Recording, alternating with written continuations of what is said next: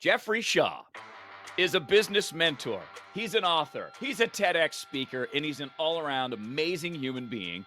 He joins us today on Equal Matters. Jeffrey Shaw, I'm so excited to have you because we have so much to get into today.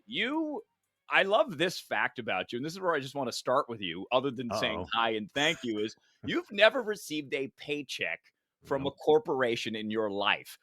How Nope. did you pull that off, never I actually going to work for the man?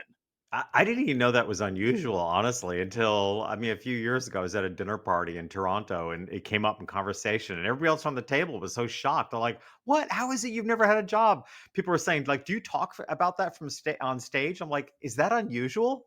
Like I didn't actually it didn't I just never, I think a lot of times we look back on our lives and we don't think it's all that interesting.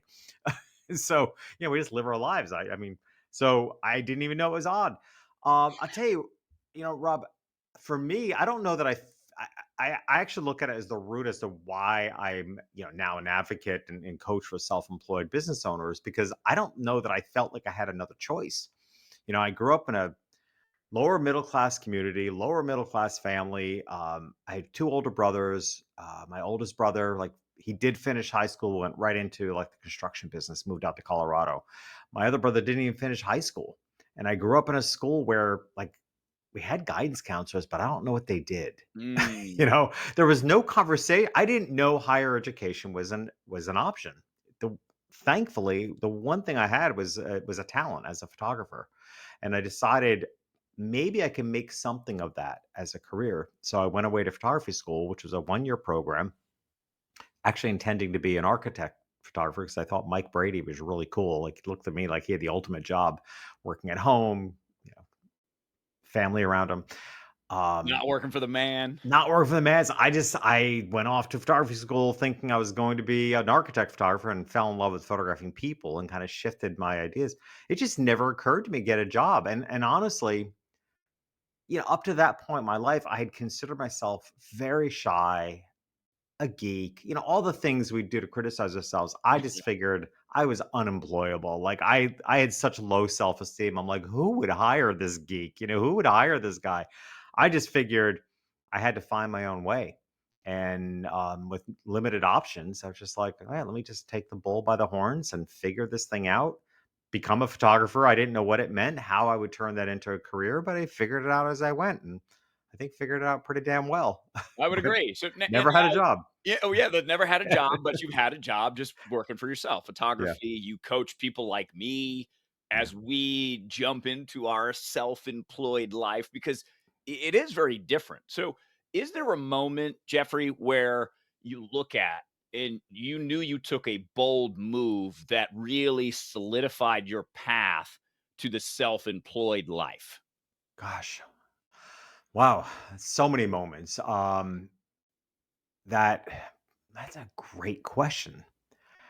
Like I said, there are actually a lot of pivotal moments that I can very clearly recall now. This is the one of the advantages of aging, at whatever age one chooses to take this position, is that you just you have more retrospect. You look Yeah. back. My photographs were on the Oprah show. I don't even remember the year, and I think 2007, Wow. and um, I think it was 2007. I'm looking off to the side because it's hanging on the wall. But Yeah, I think you should. If you have a picture that makes it to the well, Oprah show, you should be here's like the thing, all and over. and they flew me out there, and I took my mother. I convinced them to give me an extra flight, an extra day. So I took my mother because I figured that's a score. Amazing. So I took my mother, and I got to meet Oprah. I was on, we were there for the filming, and it was just a great experience. And I'm not kidding you. It's only about a month ago I actually framed it in the magazine, and when I shared it with my daughter who works with me, she said, "How is it I've never seen this before?" And we're talking like 17 years ago. I had this incredible experience. But you know what? I think we just do these moments. So, in answer to your question, was there a single pivotal moment? I don't know, but I'll tell you, there was a pivotal conversation with my father that I now look back and realize it set the course of a lot of my decisions in life. I didn't honestly have a great relationship with my father. I remember I had a therapist once ask me to recall conversations with him, and I can only recall two. Mm. Like, he just was a man of very. He spoke to everybody else, but he just I don't know, just he and I didn't have much of a relationship, so we certainly didn't have conversations. And he passed suddenly when I was 20, so Oh, it wow. was not a very long relationship in the Mhm. grand scheme of things. But this one conversation, I probably was around 14 from what I can figure. He and I went out for breakfast, which was extremely rare, and I was having bacon and eggs sitting at the counter. It was like this typical American breakfast place, like I don't know, Denny's or something. And I was having eggs and bacon, and I went to cut my bacon, and when bacon's crispy, it flew off the plate. It like went flying in some embarrassingly way, like down the counter. And sorry about that. Live, baby. Just things Wow. happen. You're a man in And that demand. wasn't on before we got on the phone. I don't know what broke that. Hopefully, it's not one of my favorites calling with an emergency. Something broke the do not disturb. Um, but so the bacon went flying, and I was embarrassed. And I was expecting to get yelled at. And he actually turned out to be kind of understanding. And that led into a conversation we rarely had. And he said to me, which was this pivotal moment, he said, "Nobody's going to care about your life as much as you do." Mm, And honestly, I kind of took that from him as that including him, 100%. How right? could I you not? mean, I just felt like, okay, I guess this includes him. Like he just I don't know if he didn't care in a way it was, but I look back and like it was a good setup for the rest of my life. It really was. It was pivotal for me because I think that had a lot to do with, like I said earlier, just choosing to take life by the horns and just saying, "This is up to me. Nobody's showing up to save me here, including my parents. So I better figure this out." Um, not that they wouldn't have, and I was very close to my mother, but it was just a moment when you realize this thing called life is up to us. And if you maintain a good attitude, in other words, one not of entitlement, like things are not going to just show up in your lap, nor should they. You gotta I raised my kids with a simple premise that they had to meet the sun halfway. Mm. I knew I was raising kids in an environment that was going to be very fortunate for them, but I didn't want them to be spoiled. I didn't want them to be lazy. So I always taught them it's like, hey, you have to meet life halfway. Like undoubtedly, they knew the sun was shining on their lives. They knew they were grateful. They knew they were blessed, but I didn't want them to be lazy. So you got to put the effort in to meet the sun halfway. So I think that was a really pivotal conversation with my father that set across my direction in life as well as my own attitudes as a parent. Well, it's just really interesting too when you think about, Jeffrey, the fact that you remember only a couple of conversations Mhm. and that being one of them, because I just started to shift the way I think a little bit. Because when I was 14, two different people told me I had a radio voice. And at that point, Mm. I would not considering careers. I wasn't thinking about the future. I was being a freshman in high school, but my voice had changed. And the fact that two random people told me that Mhm. got me interested.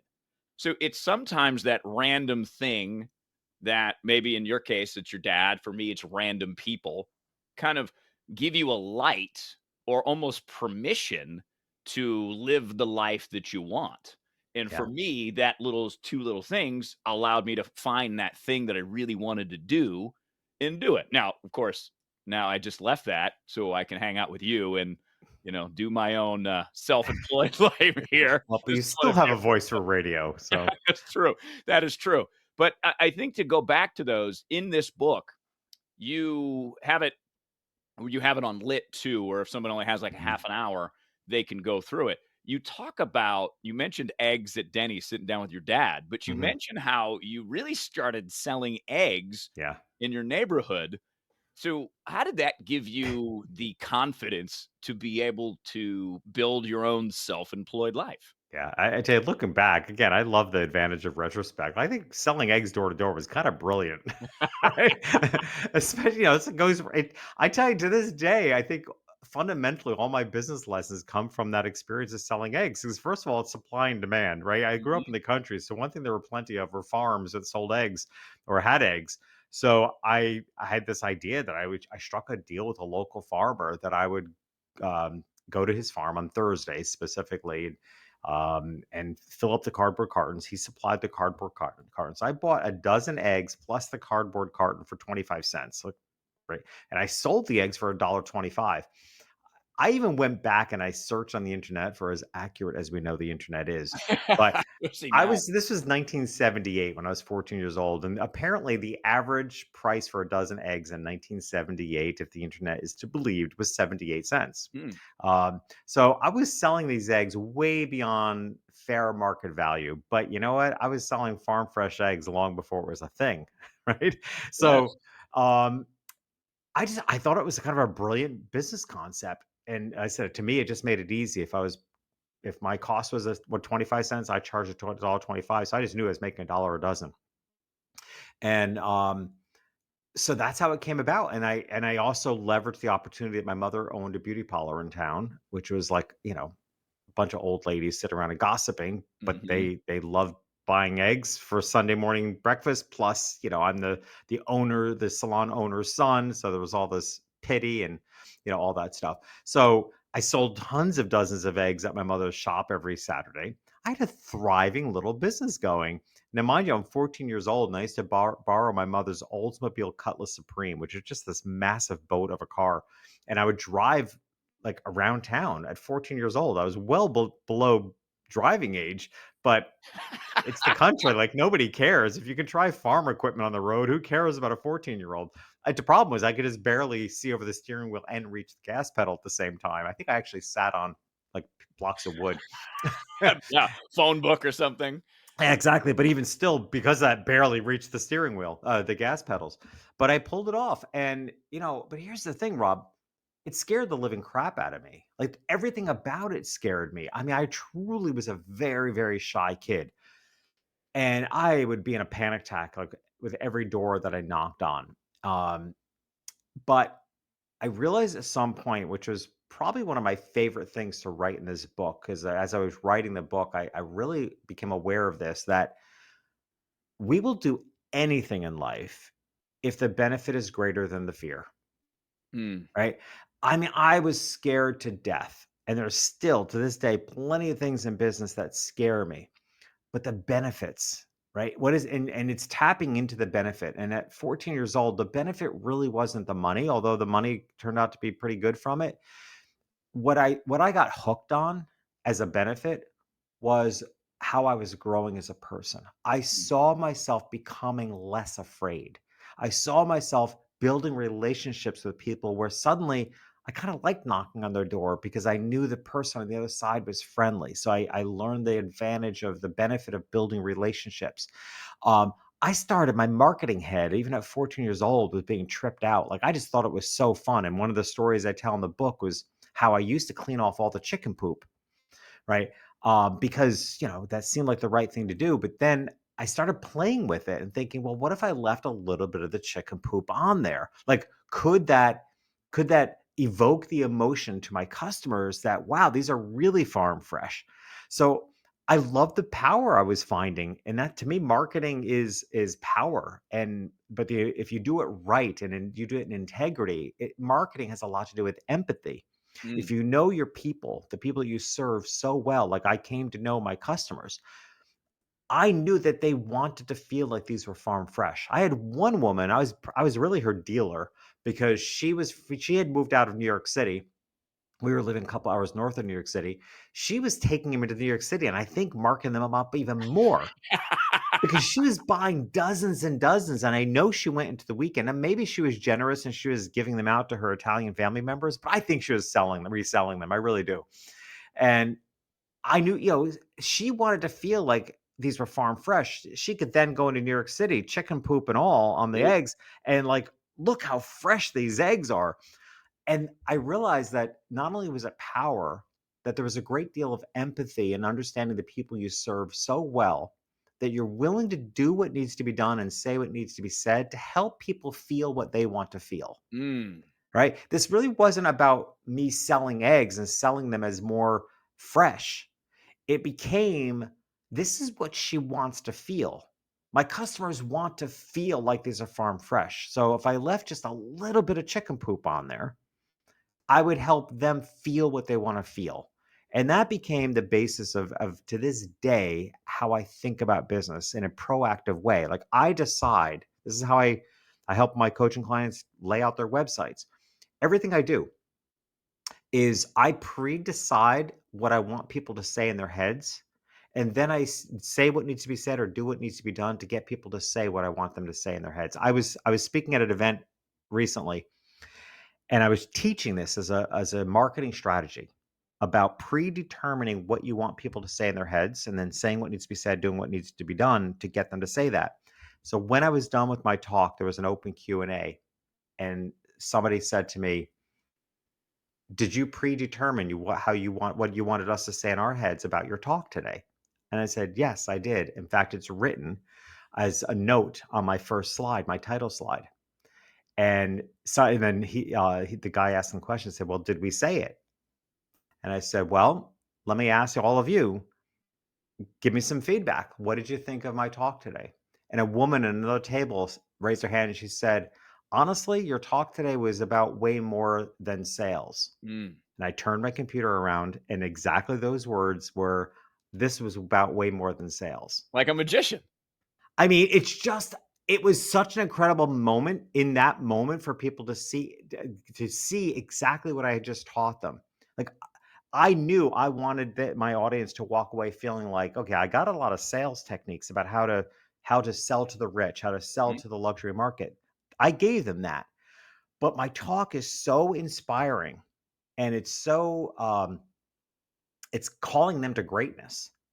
And that's intentional, which is why I felt confident I would evoke the feeling like, God, this was way more than a sales talk. Like, I actually feel like I can do this. I Mm. feel like I'm inspired. And I got exactly the response I wanted. So those selling eggs, like I said, to this day, it was the foundation of so many important business lessons for me. I love that, and I wanna get back to the photography in just a second, but I wanna throw something at you Mm, just to because I love you as a human being, I love you as a friend, and I love you as a coach and mentor. So you've been coaching me because I walked away from radio to help people become better communicators, to get to the message across quicker and clearer because we live in this world now where it's information overload. So if you're willing to mhm. share how you've been coaching me so people can get a sense of how you coach. So I've had major challenges just trying something new, right? It's like I'm going back to 14-year-old Jeff knocking on doors, freaking out because it's hard to ask people to work with you. Mhm. So, what are some of the strategies you use to coach me and others like me so that we leave a little chicken poop on the egg? Yeah. So I'm actually literally recalling some of the conversations we've had. What and I've been coaching for 16 years, and I will tell you, it's we develop, not just as coach, and any of us in whatever area of expertise we choose to step into. And what has developed for me the most is trusting my instincts. Hmm. Right. I became pretty aware, not right in the beginning of being a coach, but at some point I realized how much what I refer to now as my photographer's brain works for me. By nature of being a photographer, we see what other people don't see, right? I mean, that's been my whole life where I'm taking a walk and other people are just like going through life. I see everything. And I tend to see things in pieces. I thrive in a certain amount of chaos. As a photographer, I photographed entirely on location. And that was a decision I made because my original love was architecture. So I didn't want to be stuck in a studio. I'm not an in office kind of guy. So I chose to be a photographer that would always photograph on location, which is an out of control situation. It's out of control circumstances. Many times on the beach, gorgeous homes, but you've got wind, you got sunlight, you've got behavior of humans. Like nothing about it is controlled. And I thrive in that because I see how the pieces can come together and create harmony. And that has everything to do with it. It's what it's like to coach somebody. People are particularly innovative, business owners, entrepreneurs. They're innately a bit chaotic, right? I know I've got the perfect client when somebody comes to me and says, "Oh, I'm a hot mess." I'm like, "I love the hot mess. Like, I think bring it that was a on." quote from me. I'm a hot mess. Yeah. I mean, you probably said it. I mean, so many people do. It's like they describe they're all over the place. I'm like, that's the perfect environment for me. It's just like being a photographer. So What I've learned is I definitely I have confidence in my ability to see what people can't see in themselves. I have confidence in my ability to give them comfort in the chaos that of the world to them, and giving them direction. I refer to my coaching style as pointing. I'm not a passive coach. I will point people in the direction that I instinctively feel is a hit, whether it's their brand message or whether it's a strategy. And then I say, now on your own, as well as with my support, let's prove it to be true or not. Mhm. It's it's almost always true. I've got really good instincts, but I point. I said I don't sit there and watch people struggle to find their way. But what has developed the most for me in the more recent years, I described it a second ago as trust in my instinct, but it's something different that I haven't quite even developed the words for. I refer to it as dropping in, which doesn't really mean anything to anybody. It's just a visceral feeling. Mm. So I've learned to it's instincts on steroids in a way that when I'm coaching you, when I'm coaching anybody, there's a moment where when something is real, when it presents itself as something truthful, I can physically feel my body drop into it. And then I will be brave enough to say it. I don't let my own internal doubts creep in. Well, that might be a crazy thing to say, or what. I can feel the dropping in, and then I've learned to go with it. So that's developed. Like I said, that's a level of maturity, I think, as a coach that I've never quite experienced in the same way with anybody I've hired as a coach, but have really learned to trust in it in myself, and trust in actually feeling it. So, I wrote a pitch that you looked at, Jeffrey, and it was long. And you were mhm. like, "Remember the whole point of your pitch? Yeah, Get your message across quicker and clearer. Let's do that." yeah, That's a perfect yeah, example of being willing to say that, yeah, because it's like, okay, that's good creative process, Rob, that you have done, and your radio background. This is great, but let's make this like 3 sentences instead of 30. yeah, yeah. And I love stuff like that. Really do. I love watching people's growth for one, but I also love when human behavior behaves in a way that it's so ironic you want to hit yourself in the head. Like, I mean, but that is so indicative. Like, and I have these certain, and again, I call them souls gatekeepers. I like to give things a name so I can grasp it. And there's this way, and you're part of my high achievers mastermind. And the reason I call it high achievers is not that it's a statement as to the level of success anybody has had in the group, but rather when you're a high achiever, all sorts of stuff comes up. It just does. There's increased imposter syndrome, there's increased insecurity, there's increased pressure. Um, I know the most successful years of my career, it was like a hot potato. And that's how it felt to me. It's like I felt like I was now holding something, the responsibility, the employees, the expense, the lifestyle I had built. The whole thing just felt like a freaking hot potato to me that I was really uncomfortable with. And, when I was a starving 20-year-old, I didn't have that feeling. It's all joy. But suddenly you hit massive success when you think that that's what you've been striving for, and you're left holding a freaking hot potato. Mm. Right? So, literally unfortunately, I developed a habit of just like spending it all away because it was uncomfortable with it. So, the biggest house and dropping, ridiculous amounts of money on anything and everything because it felt like a hot potato to me. That's So, fascinating. Yeah. yeah, so I love watching the ironies of human behavior as Mm. well, and see how it's indicative of something big. And that's why I call it souls gatekeepers. Man, it's crazy when things show up. So when somebody like you shows up and you actually just contradicted the very same thing you're teaching other people, I love that. I'm like, that's an indicator of a souls gatekeeper showing up. You are on the brink of your most purposeful work because a soul's gatekeeper is showing up. The irony of that is so ridiculous. It has to be from more than just by chance, right? Mhm. So yeah, hey, at the core, I'm a photographer, and I love human behavior, and this is just another observation of human behavior. So let's go back to you being 20, Jeffrey. You've got your photography school is done, and now you're going to Mhm. go venture into the world of photography. How did you make the switch from wanting to do architecture to people? Yeah. That actually happened within the photography program. They actually intelligently, they really we got exposed to a lot of different things. Pet photography, even aerial photography. We even had to do public speaking as part of the training. So we had a chance to explore a broad range, and at some point, we had to decide what the focus of our portfolio was going to be. Mm, And again, I was originally in it for architecture, and while I was photographing what was intended to be my architecture portfolio, I started including people sitting on the furniture in the room, and I just fell in love with the humanness of it all. I fell in love with the transaction, but it also developed a style that wasn't common at this time. We're talking 19 in the 80s. So people weren't photographing on location as much. That was a pretty relatively new concept.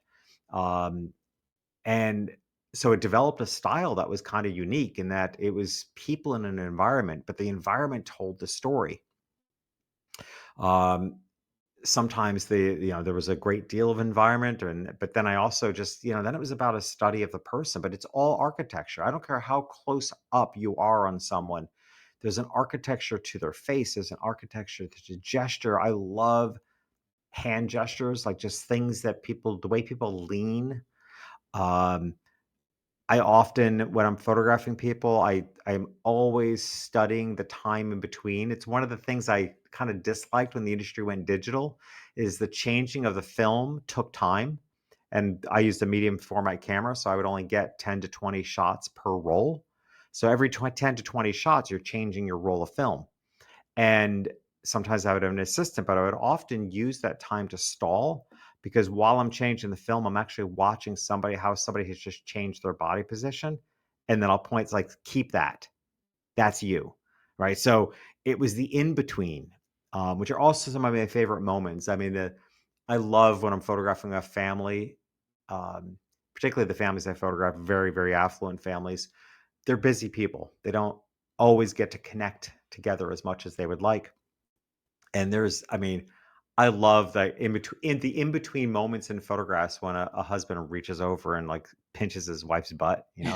Um, I love seeing stuff like that. And somehow people forget that I can still see when I'm looking through the camera lens. Like they can't see me anymore because I'm behind the block of the camera, but I can still see through the lens. Somehow people forget that.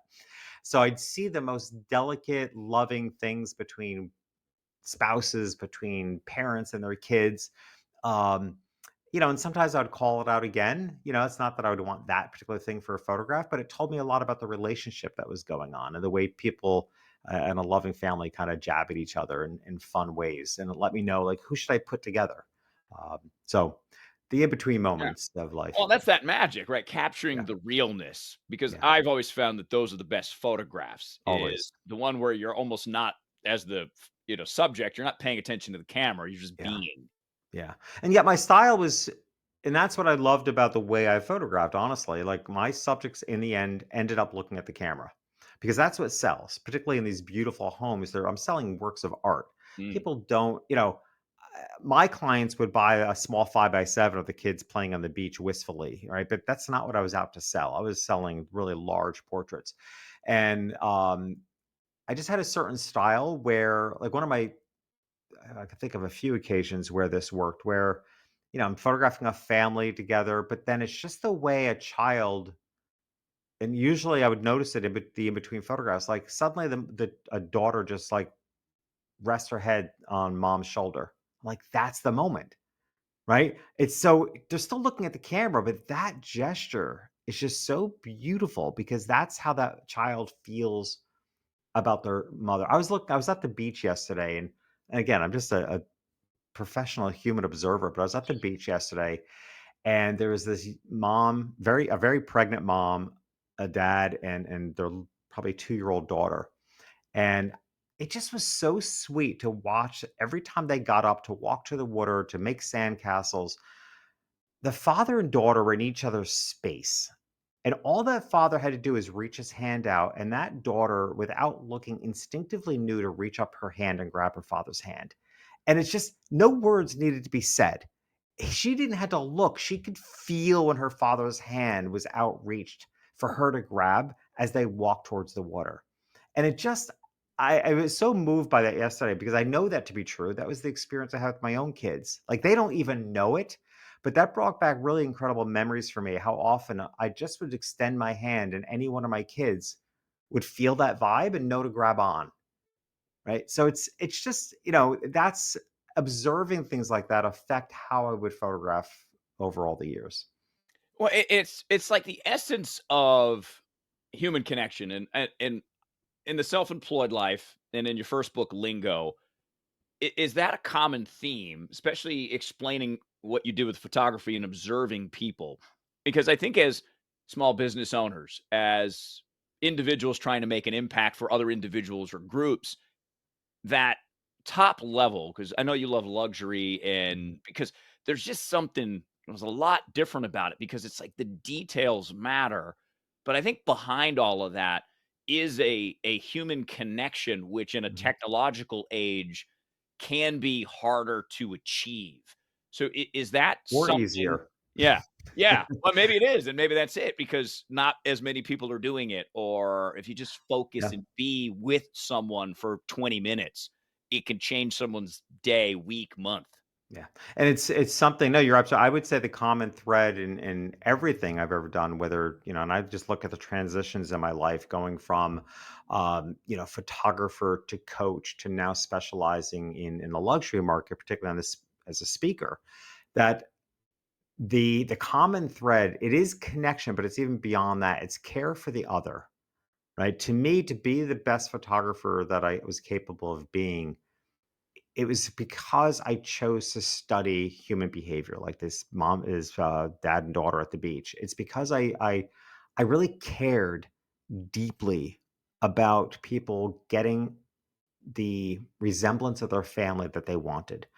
As a coach, you're a client, you know how much I care. It's like I want your success. I feel it. Like, and that's one thing with being a coach is that you have to take care of yourself in a certain way because it is potentially draining because I feel everybody else's experience, the good times, the bad times.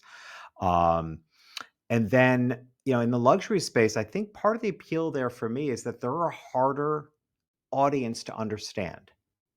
It's just innately in dealing in the luxury space, you have to give there are some correlations. I mean, not every luxury buyer is perfect or pleasant. Um, Although, like I said, I'm always very quick to say, I mean, I served that audience as their photographer for 40 years, and I can think of 2 instances that were Mm, unpleasant. Other than that, and I think 2 instances over 40 years says a lot. But yeah. they're what I love about the luxury market and what I love about now helping other people understand how they tick is that they're intense. There's an intensity. For one, I mean, I said, no matter I've come to refer to it as the ordinary world and the luxury market world because everything in the ordinary world is accelerated, right? So we might in the ordinary world be on, we're aware of scam, right? But imagine being affluent and you're that much more of a target. You're suspicious of everybody. So what that means to businesses is that I refer to it as clean energy. Like your energy has to be 10 times more clear if you're going to serve the luxury market. Like if you have any inkling in you that you are serving this clientele because you're in it for the money, they will smell that a million miles away and you won't get anywhere. Right.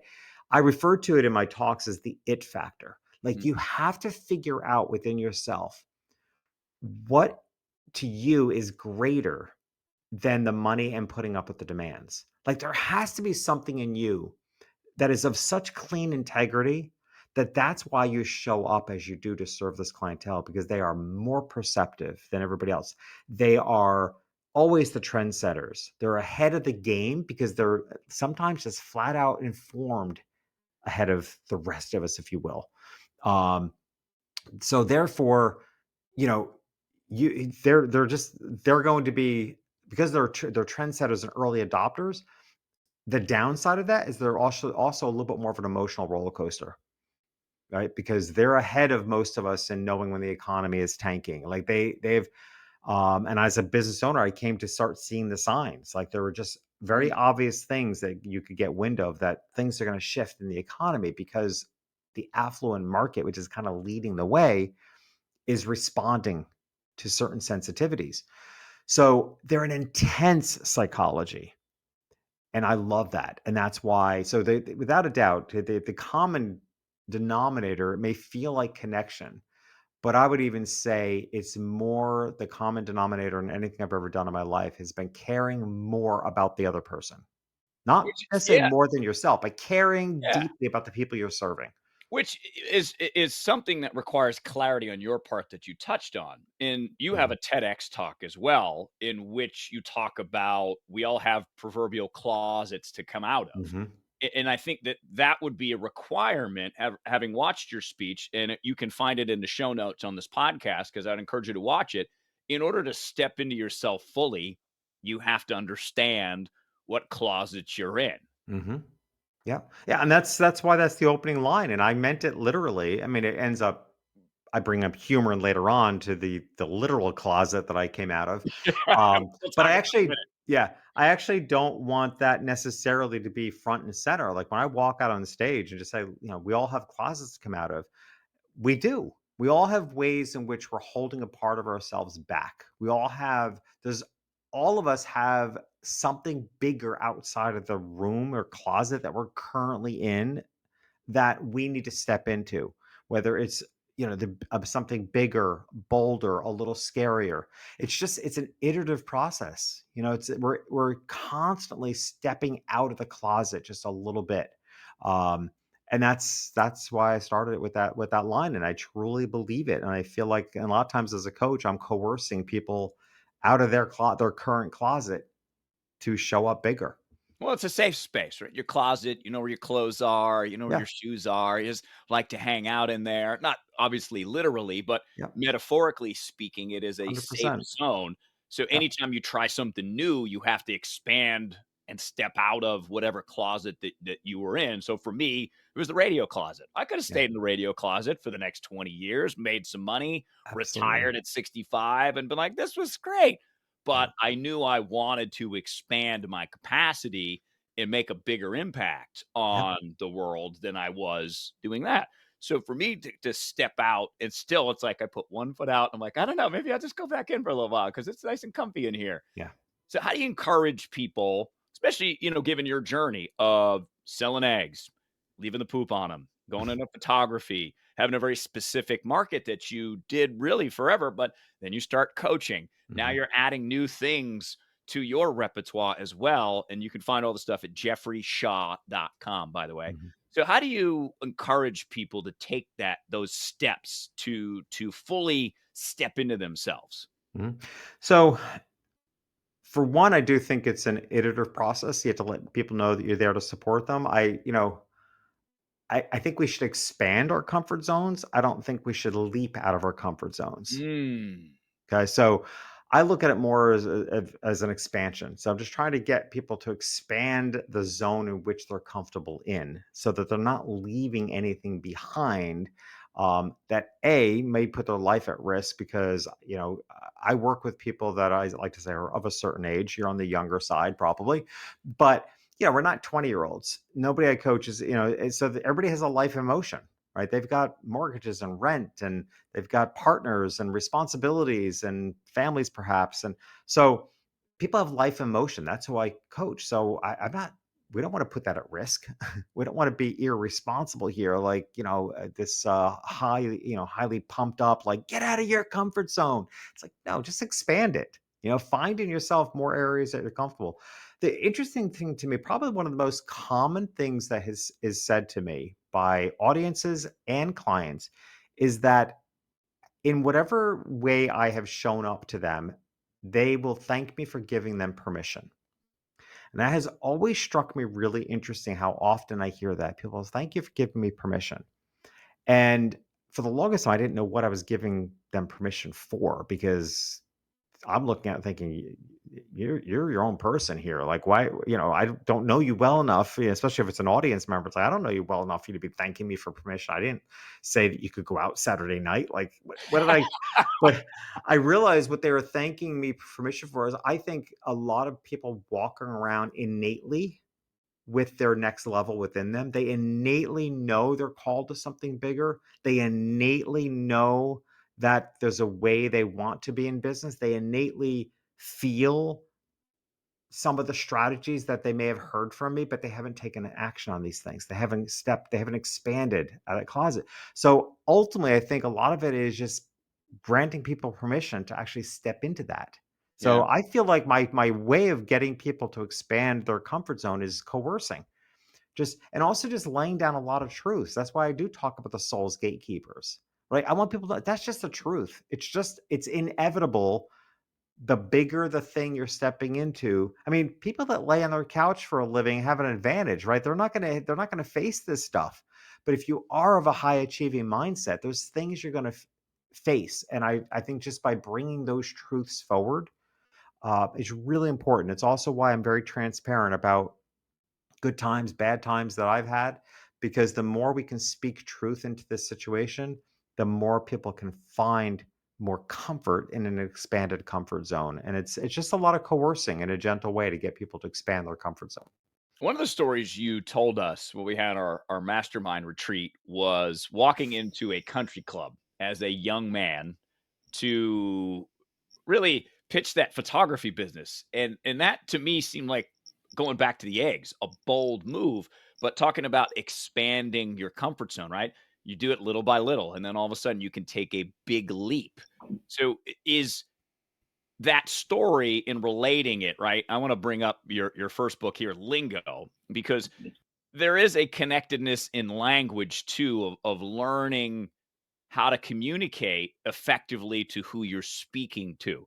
So is that part of this growth too, is understanding how someone else speaks so you can adapt to that language and make sure you're on the same page.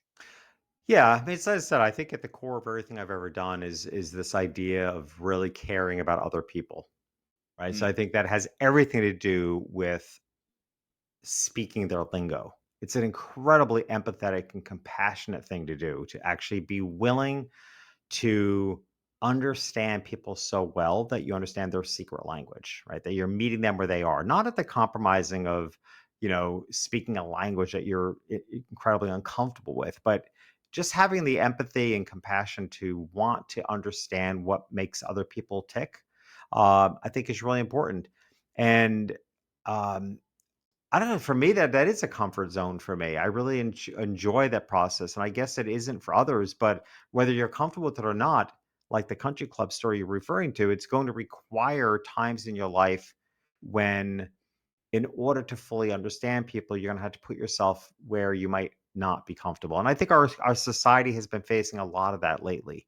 Whether it's Black Lives Matters or the Me Too movement, it's a willingness to step into worlds that you may not currently understand fully, and and even more importantly, have a willingness to get the feedback that you need to understand, how other people see things. And how they feel. So I think it's just a lot of willingness mhm. that's required in order to really care about others, to really step into the empathy and compassion that's required to kind of get on the same page and speak one another's lingo. And Jeffrey, what I love about what you just said there, and that's part of what I teach it in my communication program, is just that. It's figuring out how to take yourself out of the equation and your feelings and your opinions, because a lot of times those opinions are from somewhere else. They're not Hmm. necessarily from you. It's something you picked up along the way and you just assumed to be true. So, for example, you came out at 44 years old. Hmm. And I bring that up because it's very interesting because there seems to be, and part of the reason this podcast exists, Jeffrey, called Equal Matters, is just that. Hmm. Is I want to learn more about a world that I don't live in because I want to have the broadest perspective that I possibly can because I find that makes me a better human being. So lingo is so important in I don't even know how I want to word this appropriately, but I'll just do this. I was looking into something because I wanted to know, are there enough straight and gay relationships that are friendly, that have these conversations about, what are gay men and gay women's experiences? How are Mhm, they different from straight people's experiences? Because mhm, obviously the numbers are on the side of the straight people, mhm, but not enough of us learn the lingo and want to understand the challenges and the differences. So, do you find that there are enough gay straight relationships? Because in my life, there I just doesn't hadn't seemed to be so many opportunities to explore a different world. mhm. And I don't know if there's blockages, if there's, and again, I'm not expecting you to answer this question for all of society, but in your observances, having lived, in a straight sense, Mhm. and now in your true sense, what is the big barrier there? Is there one? Am I Yeah. making it up? Well, yeah, I think you're bringing up a lot of great points in that, first of all, this thing called life is complex, you know? And because I get asked all the time, I came out at 44. I'd been married for 19 years. I was married from 20 to 39, divorced, continued to date women, and came out 5 years later, right? So my sexuality had nothing to do with the ending of that marriage either. So now I'm stuck in this place where I don't mean now in this moment, but in since then, where the question comes up all the time. Well, if we're born this way, according to Lady Gaga, if we're if we're born this way, then I was gay the whole time.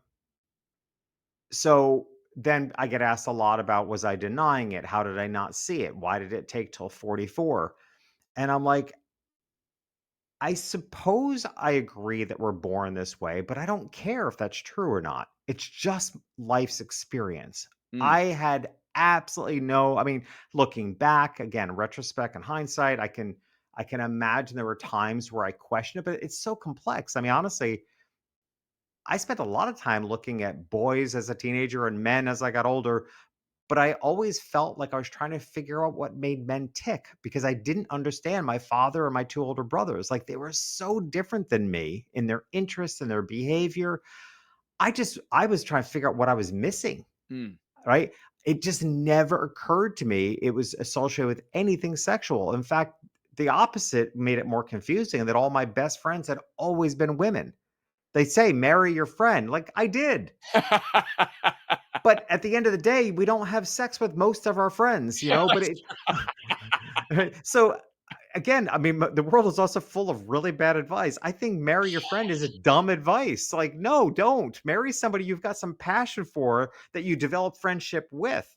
But mm, I dated my friends. I married a friend. We're really good friends today, all these years after divorce, because she was my friend, meant mhm, to be more of my friend and co-creator of children, right? I mean, there's absolutely. different reasons you come together. We are the co-creator of three great people contributing great things to the world. Good for us. Like, if that was the whole function of our uh relationship, then awesome. Mhm. So it's so much more complex than these little black and white boxes that everybody wants to put the world in. But I will say that I also recognize the common denominator that I've had in much of my experiences in life is I've had the advantage of being on both sides of fences. Yeah, So I grew up very lower middle class and ended up being the photographer of the richest people in the world.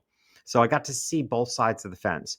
When I came out at 44, so that's whatever, 2010 at this point, um, there weren't the same rights available to gay people. So right, I went from, middle-aged white straight man having all the American rights to recognizing that by my mere fact of loving a man now, he doesn't have the right to come into my hospital if I'm on my deathbed. right. Like, how bizarre is this? So I feel like a lot of what has helped me is living life on both sides of these fences. And here's where I think with the work that's I think called upon us to do is, and this is up to us. It's up to all of us to get rid of the damn assumptions that we carry around in this world. The assumptions that we make about people based on color, the assumptions of what we make about people based on how they're dressed and whether they can afford this luxury product. I mean, this world is so full of the most ridiculous assumptions Mhm. that if we could just get those dropped, and that, believe me, I heard all the assumptions and stereotypes about rich people growing up, lower middle class. I bet. How, the nannies raise the kids. They might look like they have everything. I mean, my favorite line with my mother was, they look like they have a lot of money, but I hear they wait in lines at soup kitchens because they feed their family. I'm like, where are you hearing this stuff? Like, it's so ridiculous. And my mother made up more stories than anybody I've ever known, and most of the time it was funny because we'd be sitting at an ice cream shop and she's figured out everybody's life story. I'm like, "Oh my god." She just made stuff up and remarkably often was right. That was the scary part of it. I'm like, "Shit, Like, talk about good "Oh." instincts." Yeah. But, I mean, seriously, the job for us to do as individuals and as a society is to drop the damn assumptions. Like, you don't know anything about that person. Do not make assumptions of what you think you know about me because you now know me today as a gay man. Mhm. Like, but this Instead of is just an Jeffrey, right? oh my, and Mhm. parents, it is amazing to me. And again, your perspective changes when you've lived on two sides of fences. And something I see all the time, I could almost say it's a daily occurrence, is parents assuming the sexual preference of their children at even a very young age.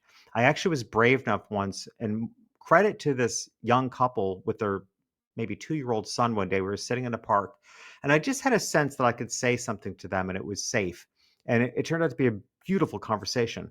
But their 2-year-old son was running around with a t shirt that said lady killer on it. So I eventually brought the courage to say, "Do you think that's an assumption? Like, he's 2 years old. He's Mhm. not in touch with his sexuality. Like, do you realize that you're assuming that's who he's going to be? He's gonna be a lady killer." Mhm. And the mother really took that to heart. She's like, "Oh my god, it never occurred to me that we are imposing our views on our son." Like, they clearly loved their son. And I'll guarantee you they never put a shirt on like that again on Yeah. him because I spoke up and I said, let's not assume that anyone is going to identify a certain way. Let's not assume what anybody's sexual preferences. Let's not assume anyone's behavior because of the color of their skin. Let's not assume. I mean, it's the assumptions. I was contacted by a very high end brand recently, and had a conversation with them that may lead to an opportunity for me to be training some of their sales associates because their number one problem in this very high end brand is the sales associates Mm. making assumptions about whether people can afford the products or not and assuming just why it's important to them even if they can. You just can't make assumptions. That necklace that a mom might be purchasing, that the sales associate might think is a drop in the bucket for her because she's clearly, appears to be able to afford it. That sales associate may have no idea that that necklace is being purchased because it's a commemorative necklace for her teenage daughter that committed suicide. Absolutely. And I had a friend go through that exact Mm. experience and walked away so distraught. She will never go back to that luxury brand because the sales associate just didn't get that there could be something more important here at play than an apparent rich woman being able to buy a necklace at the drop of a hat. That necklace meant something, right? So we need to figure out every day for all of us, we need to figure out how to live our lives without making assumptions about people. And that will get us a long ways to healing. Jeff, I think that's so perfect to say it that way because I you form certain beliefs about whatever, right? Government, politics, Mhm. Republicans, Democrats, independents, gay people, straight people, people of other colors. People tell you things, so you take these things with you. In the best way to get rid of those assumptions is to open your experience up, Mhm. right? Is to go have a conversation with someone that doesn't look like you, doesn't think Yeah. like you, votes a different way than you. Because at the end of the day, you realize everyone is a human and we're all complex and weird and have things that we carry with us from our past traumatic events, not traumatic events, joyous events. And that's what makes us all interesting, fun, and amazing. Now, not everybody's a good person, but in my experience, most people are pretty good at Most people are being that. very good. Yep. Yeah, Yeah. exactly. And I think having that understanding is the best part. And one of the things that I teach, Jeff, is how to get rid of those judgments. The judgments pop up, but they're not real. They're just 2 million-year-old defense mechanisms, survival techniques back when we were wandering around in the woods by ourselves, not sure how to live. We still have those things, but it's just understanding that they're there that Mhm. allows you to ask questions of people and accept their answers and go, huh, because I'll get all Americana on you for a second, because this is what I believe about America. The ultimate part is the individual freedom that we're all supposedly have. Now, obviously, you mentioned that's not always true, but the goal is for that to be true is that I have a belief system. And so long as I'm not harming you or anybody else, I get to live that way. And then I should accept that other people get to do the same thing, even if it's not completely 100% in agreement with me. Because I think where this technological age goes, and this ties into what you do, Jeff, not only with the self employed life and the Self Employed Business Institute, SEBI, which you run, which Mhm. if you are a getting into self business, join Jeff's group. It is absolutely awesome. And then even lingo, right? All of these things to me tie together to try to have us be good human beings, to respect each other, regardless of the other person's choices, which you can't control with, say, a law. And back to the technological age, it almost seems to me the trend is I'm right and everyone should live according to me and my rules. And I'm like, what? Who Yeah. wants to live in a world like that? Yeah, and again, I think as much as there's a benefit to wisdom, gained wisdom as we get older, it also I'm finding it harder to exist sometimes because I'm that much more sensitive. And I something that really had a huge impact on me, which ended up being a huge dispute on Facebook and all this stuff, was when the billionaire marine explorers a couple years ago kind of took that submarine and to go to the Titanic, and then it imploded. And I couldn't believe the billionaire bashing that was going on. And I found it it's amazing to me how it was okay to most people because they're billionaires. Hmm. And then the conversation came up that you can't possibly be a billionaire without it being on the backs of other people. I'm like, I just don't agree with that. I mean, there are plenty of billionaires.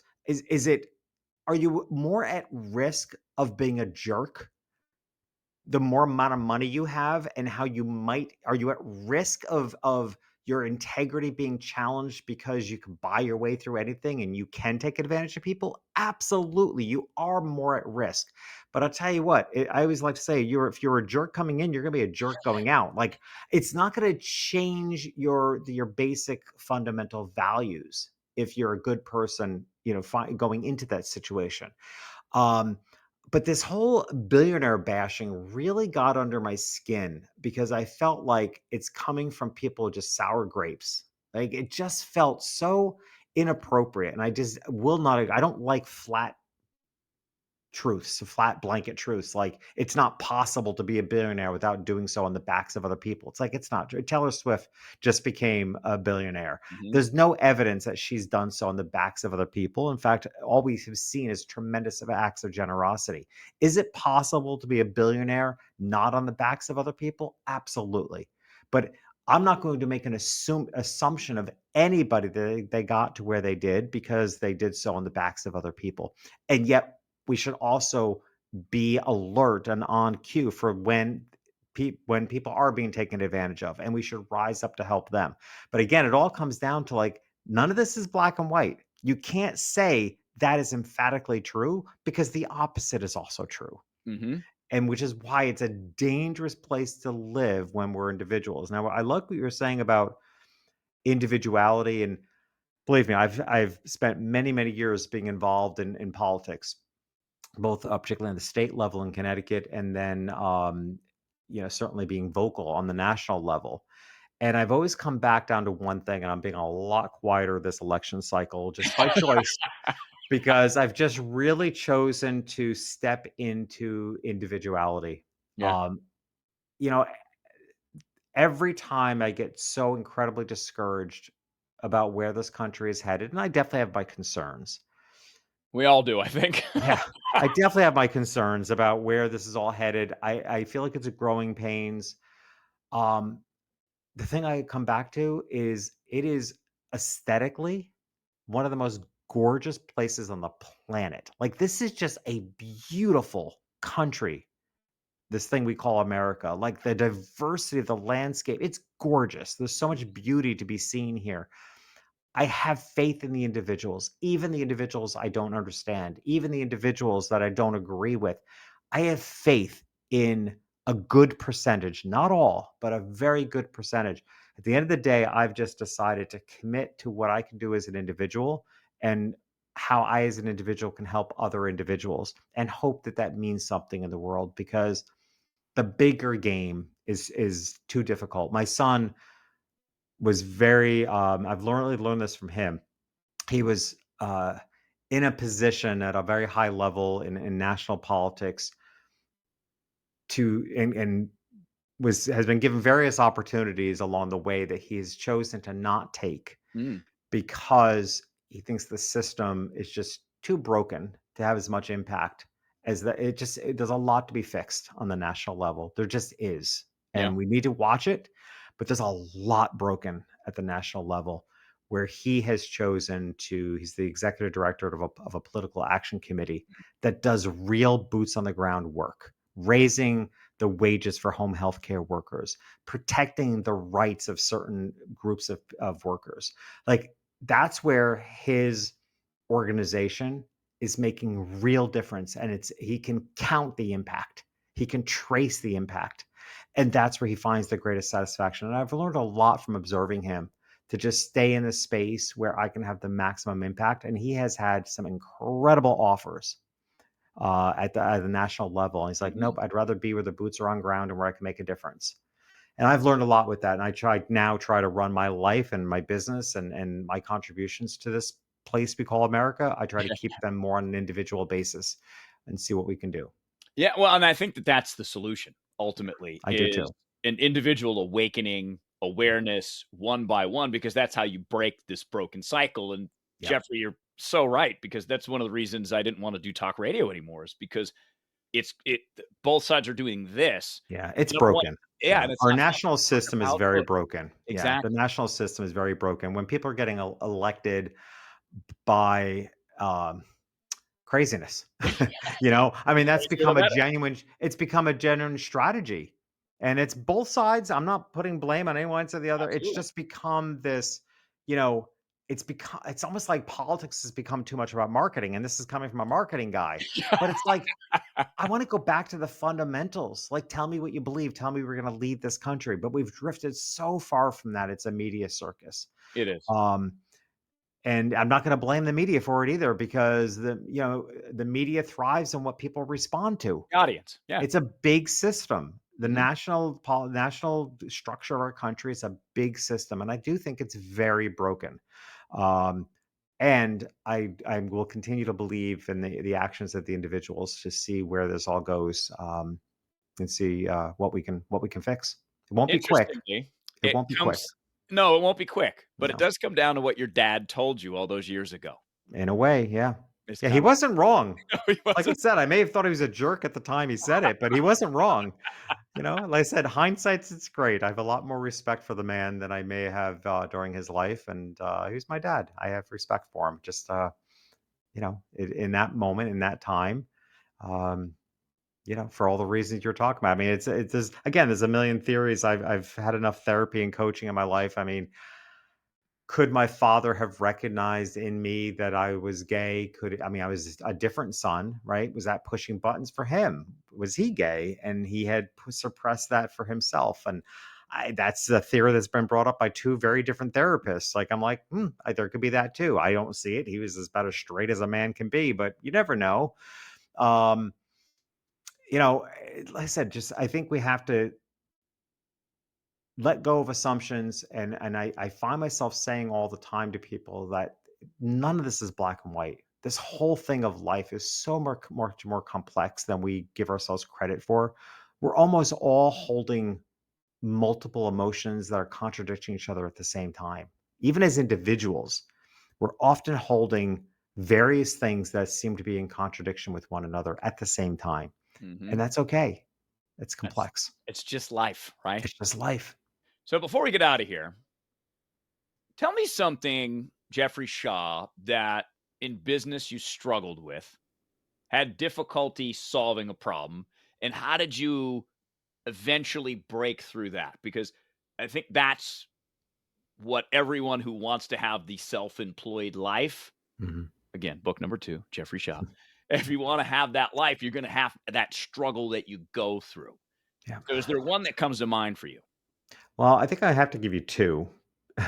Um, because one was so long ago, one was more recent. So what was pivotal for me as a photographer and how I ended up being a photographer for affluent families is that I my first 3 years as a photographer is I returned to my hometown and struggled and struggled and struggled and ended up having to I just wanted to do family portraits, but I ended up having to do high school senior portraits. I did weddings for a little bit. Mm, I was photographing dance contests. Like I really watered down my core values for what I was trying to do in order to survive financially. And mind you, I was married at 20, so I was already married with an apartment and all the responsibilities that come from that. So my first 3 years were a struggle, and it was a single conversation with someone I'd hoped would become a client.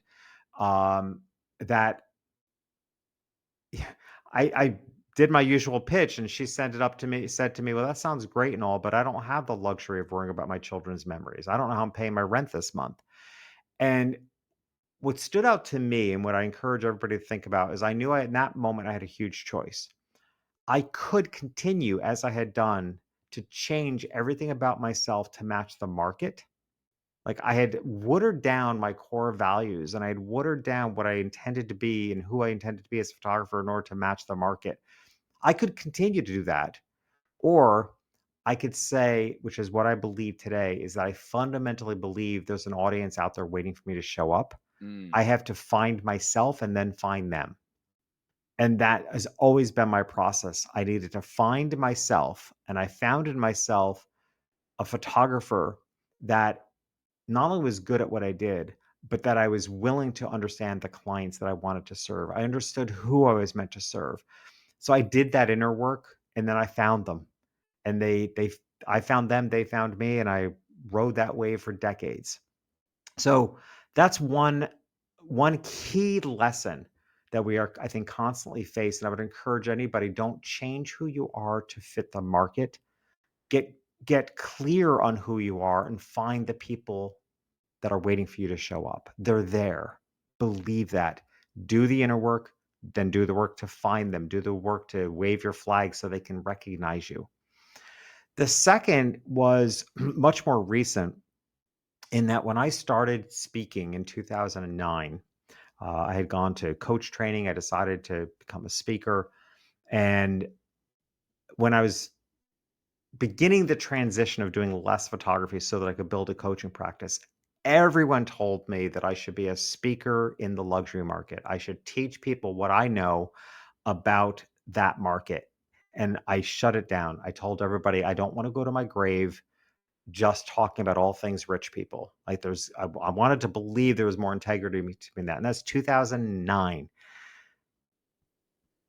10, 11 years it took before I realized that is exactly what I should be talking about because I'm not just teaching the lessons. I'm also standing up for my core values that they as a group of affluent buyers, luxury buyers are not deserving of assumptions any more than anybody else is deserving of assumptions because of their sexuality or the color of their skin. mm. Right. So I don't know that I would have been able to do that 12 years ago. So I'm glad I waited. But at this higher level of maturity, which is why I get the response I do from audiences that are saying that was more than a sales conversation. When they hear me speak, like I got more out of that than sales. And that's very intentional. I want to teach them what they came for and I want to change the world.